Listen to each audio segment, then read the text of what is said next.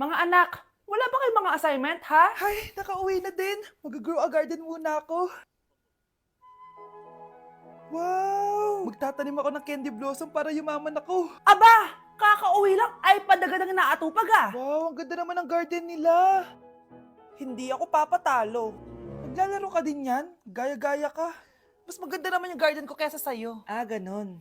Wait lang. Nakakainis ka! Ninakaw mo yung mga fruits ko! Mas mayaman na ako sa'yo ngayon. Nascam ako!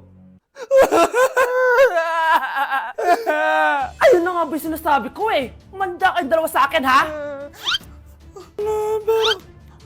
Kukunin ko muna to. Mag-aaway pa ka sa grow a garden na yan. Ba't di kaya kayo mag-grow a garden sa labas? Ayan ang grow a garden na gusto ko. Kung gusto nyo pa bumalik to, tapusin nyo yan, ha? Ah, sige po, Nay.